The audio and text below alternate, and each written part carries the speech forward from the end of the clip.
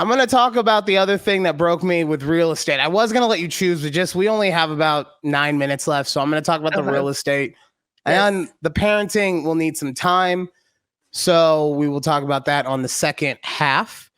But one day during the middle of these excruciatingly painful work days. Yeah. Usually at lunch, I leave the office just so I'm not there. A lot of people eat their lunch in the back or whatever. I just get in my car and I go 50 feet away. I'm not driving far. I'm just driving so I'm not in the office to make sure my mind is clear for the next 25 minutes until I have to drive back, right? Mm-hmm. But one day, I just wanted to go for a bit of a drive.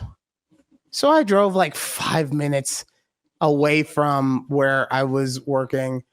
And I pulled into this little nice neighborhood. And I saw that one of the houses was for sale. Oh. Mm-hmm. And I look, I am not stupid. I understand the market. I knew that I wasn't going to be able to afford this house. It was a nice 1-story, 3-car garage, probably like 2,500 square feet, like not a big lot, but like not a small one, a nice, an above average lot. Right. Mm-hmm, mm-hmm. And I didn't notice until after I left, but it also had like solar panels or whatever. But like I said, I knew that I wasn't going to be able to afford it, but I wanted to like take a look and see if it was something that was even feasible. Right. Right. I'm thinking this house, what I just described to you, is going to cost, even in this market, $600,000 was what I was hoping. More like, honestly, in my head, that was the hope, right? And it's honestly going to probably be like $800,000. Okay. I put the address into my phone, and it came back that house was $1.2 million. Yeesh. And I just sat in the car and I cried. I honestly cried a little bit because what the fuck am I working so hard for if I'm never going to be able to afford anything? Like, don't get me wrong. I get it. I need to go and actually like get a townhouse or a condo or something in order to buy something to get started. Like, I get that. I totally do. But it's just really, really disheartening when something that 2 years ago was maybe, like I said, 600,000, 700,000 because it's a nice house is now well on its way to being, by the time I would be ready to buy, close to $1.5 to $2 million. Yep. Like, and then, I was talking about this with our executive producer. Interest rates are at an all-time high too, right? So much fun for us. So not only can I not afford the home, but then I really can't afford the payment when I get it. And interest rates are supposed to dictate housing markets to a degree, because if it's high interest, then that would mean that you can't sell your home as easily. So the prices are supposed to come down, and yet they keep going up. And I don't know. Like, I saw that, and I've been that's been like in the back of my mind. That's the one thing where it's like, just keep scrimping and saving. And you splurge a little bit here and there, but like, you don't do it nearly as much as you could because you're trying to save for your future and everything. Yeah. But honestly, if my down payment has to be what, $250,000, $300,000, like, and then even as a first time buyer with a zero down payment, let's say, but then I'm still with a mortgage payment for a terrible house at like $4,000 a month. Yeah, it's really rough out there, and I don't know. I understand your pain as well, because we're getting ready to start that process soon, And I mean, the housing here isn't as expensive as it is out there, but still. Yeah. It's still like, we have like some of our friends are saying like, the houses in their neighborhood, like when they bought it, 7 years ago, it was like at 150K, and now the same houses in the same neighborhood are going up for sale for like 450K. And we're like, oh. Yeah. And I also understand part of it's the area, but that's what I'm saying. If I go to what are considered bad parts of town and bad areas, those houses I'm still priced out of having a house. Like, and that's why I go back. I get it. Condo, townhome, whatever. But like, right. But then don't want to be stuck in that. So there's all these videos of people like jokingly saying like, oh, back in 2020 when we bought our starter home, realizing it's our forever home now because we can't get out of we can't sell this house and try to pay for the new house at these prices. And I'm like, oh, yeah. Yeah. So oh man, it'll be fun. You'll be fine. I know you like we said, we really want to buy a house. So, you just got to push through and you'll make it work. Yeah. I just honestly, we gotta be rich. We just have to become independently wealthy somehow. That's, you gotta drive 45 minutes to the state line and play the lottery at this point. Oh, God, don't make me into a lotto person, please. Don't. I would rather suck dick on the side of the freeway than have to. That's gonna get clipped. Oh, that sure is. A lot of stuff happened this week as a parent, and I feel like now I'm also. I doubt myself a lot as a parent. And I know that that's probably going to sound surprising to our listeners based on what I was saying last week, but that was basically me. And I get it. You can take this for however you want it, but that was basically me trying to do that positive affirmation where if you say it, you'll believe it. And if you believe it, it's more apt to being true. Right. But man, I got some just desserts this week. I had the balls to call myself a good dad, and then this fucking week happened. I got into a really stupid argument with his mom in front of him, kind of. Oh. Yeah, I mean, like it was a really long day. These are all excuses. I'm a grown man. I should have done better. I'm gonna say that now, right? It was a really long day, but Asher went to soccer practice, and then from soccer practice, he had a game. Our executive producer's sister was nice enough to take him to both, but he was late because he was taking his sweet time getting dressed. So he missed the first inning of his baseball game. So afterwards, his mom comes up and she talks to both of us. She's mostly talking to Alex because I'm not acknowledging because of the way she's talking. She was not being derogatory. She was not trying to be aggressive. And I say that because she's just a naturally aggressive talker. But I can tell she wasn't trying to be aggressive.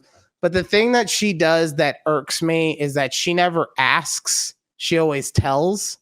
Right. You mentioned that before. Right. So it wasn't, it wasn't, hey, can we have him? I know because she could have said it like this too, because we have talked about it before. She could have said, hey, I know we've talked about it before. Can we please just have him skip soccer on the days that he has baseball games so that this doesn't happen again?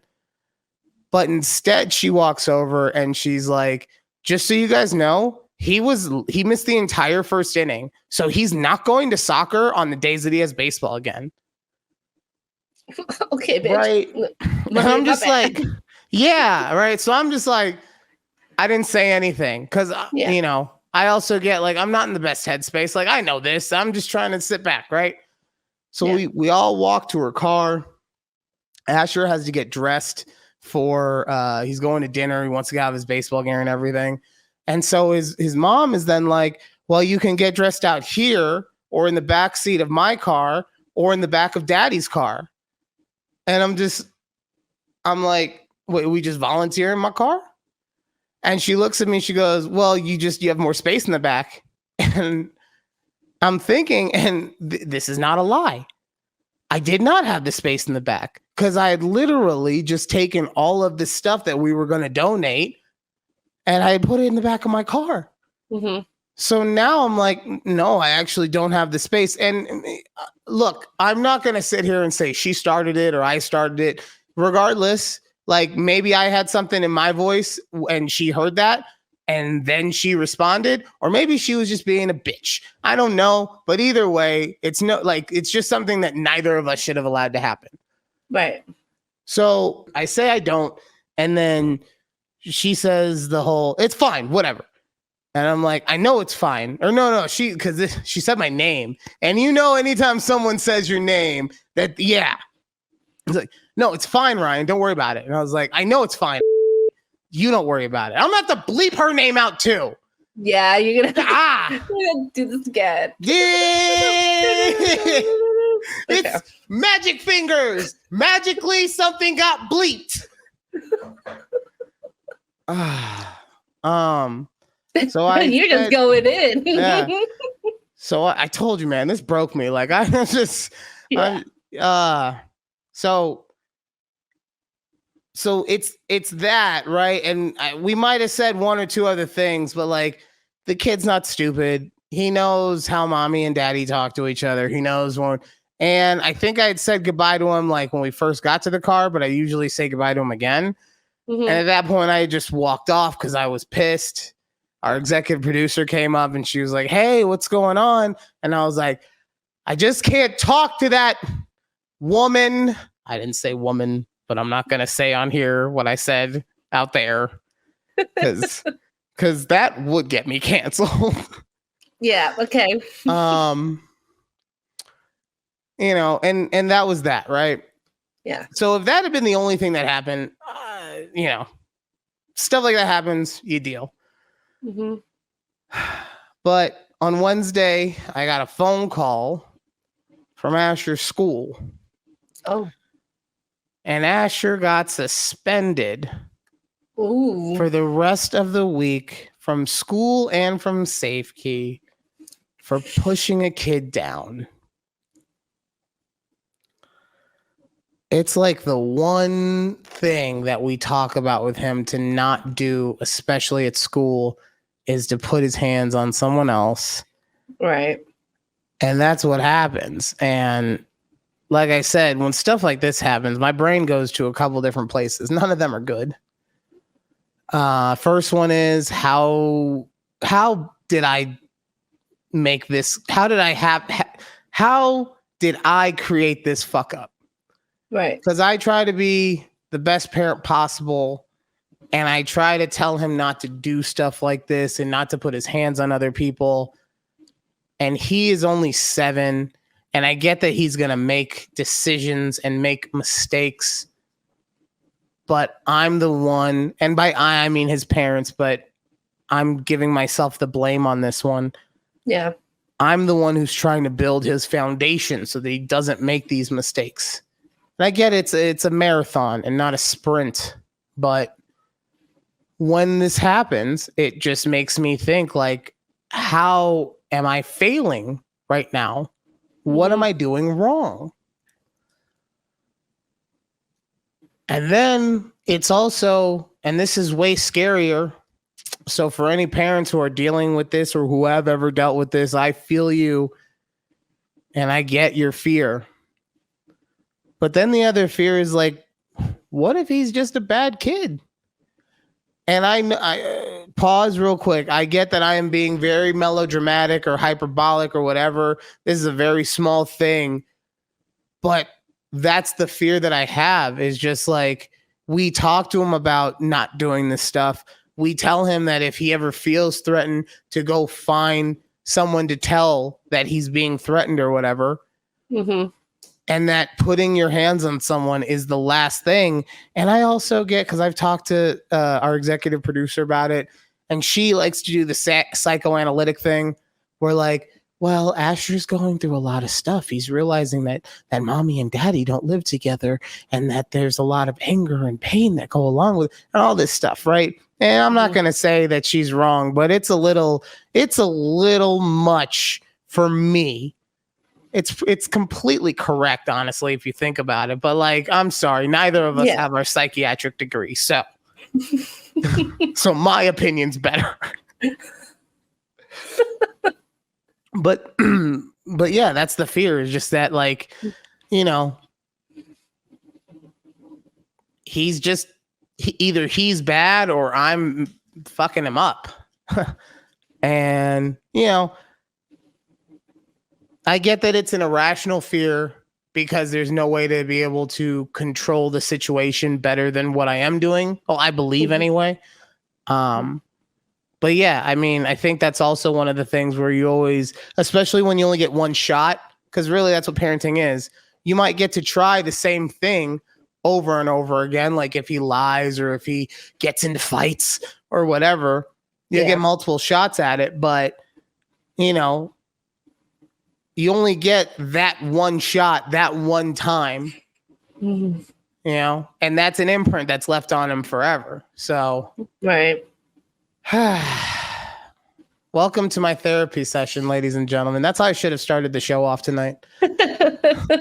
So wait, so he's been at home this whole week? I guess he's been with his mom. His mom. It happened on one of her days. So dang, that sucks. And you said save keys, so like, does that mean she's had to take off work to watch him? Or I mean, that's not the end of the business, so like it's out of my hands, but I don't care. Yeah. Like there's other stuff, but like no, I don't care what she has to do in order to take care of him. Right. She does a good job at this point. So yeah. That's me being a jaded ex-husband. So man, what a week for you. Yeah. And it's only Thursday. Yeah. Wow. Jesus. Why'd you have to say it like that, Judy? Sorry. Oh, like, man, God. It's been a lot. Like, that's me saying, like, if I had a really long day at work on Tuesday, like on Monday and Tuesday, I'd be like, damn, it's been a long week. And my coworker's like, girl, it's Tuesday. I'm like, yeah, I said what I said. Girl, I took a personal day on Wednesday.